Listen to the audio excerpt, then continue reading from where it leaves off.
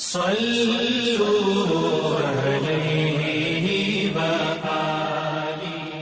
اللہ صلی اللہ علیہ وسلم نے ایک مرتبہ فرمایا کہ درختوں میں سے ایک درخت ایسا ہے جس کے پتے کبھی نہیں جھڑتے اور اس کی مثال مسلمان جیسی ہے، مجھے بتلاؤ وہ کیا درخت ہے؟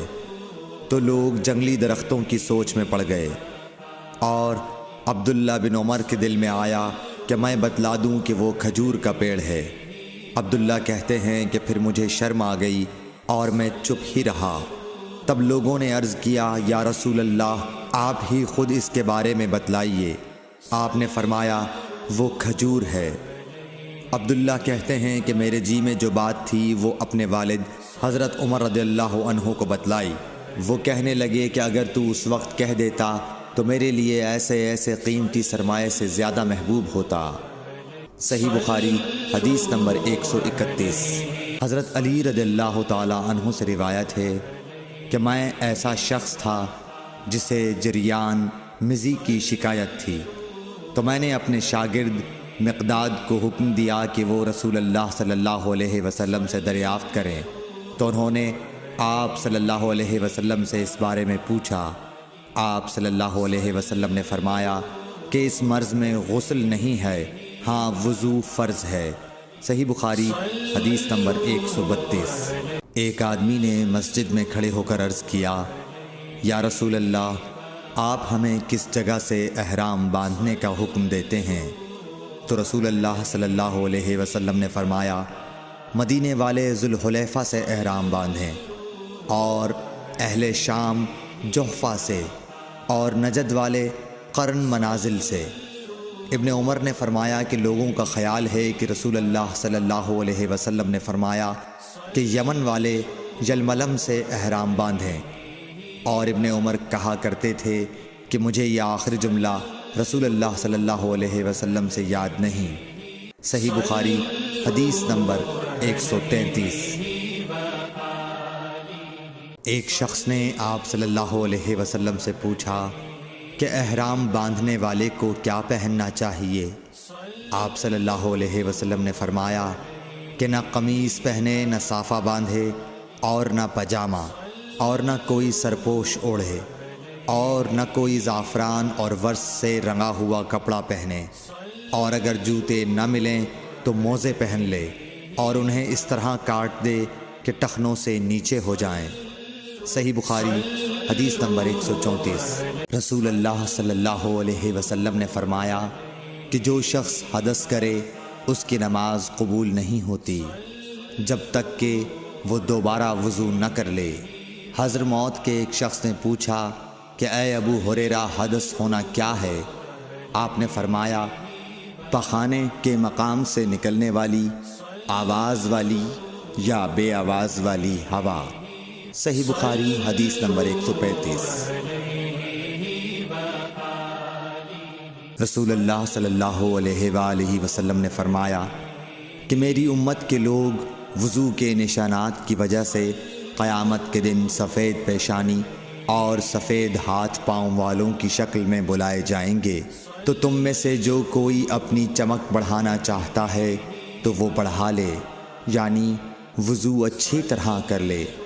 صحیح بخاری حدیث نمبر 136۔ رسول کریم صلی اللہ علیہ وسلم سے شکایت کی گئی کہ ایک شخص ہے جسے یہ خیال ہوتا ہے کہ نماز میں کوئی چیز یعنی ہوا نکلتی معلوم ہوئی ہے۔ آپ صلی اللہ علیہ وسلم نے فرمایا کہ نماز سے نہ پھرے یا نہ مڑے جب تک آواز نہ سنے یا بو نہ پائے۔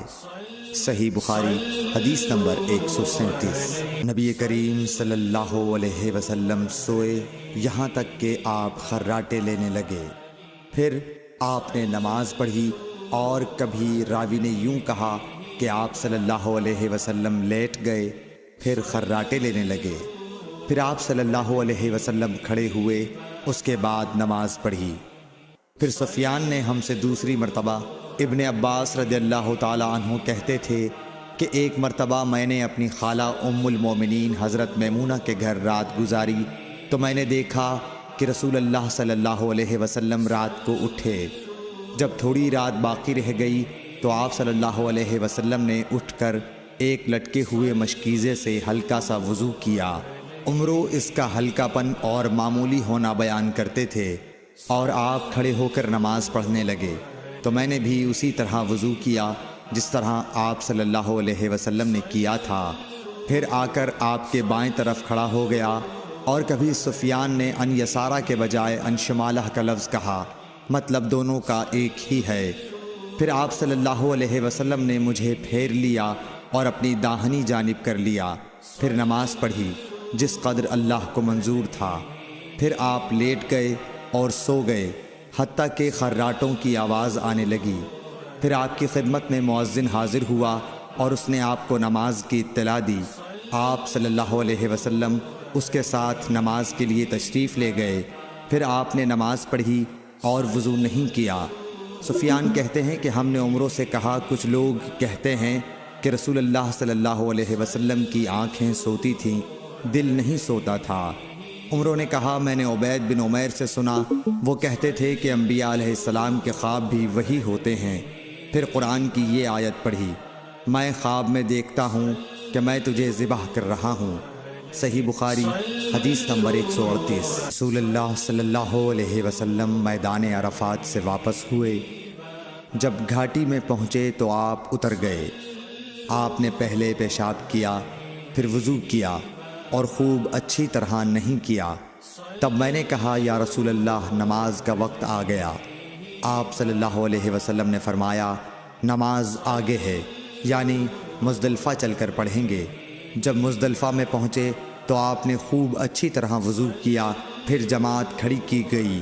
آپ صلی اللہ علیہ وسلم نے مغرب کی نماز پڑھی، پھر ہر شخص نے اپنے اونٹ کو اپنی جگہ بٹھایا، پھر عشاء کی جماعت کھڑی کی گئی اور آپ نے نماز پڑھی، اور ان دونوں نمازوں کے درمیان کوئی نماز نہیں پڑھی۔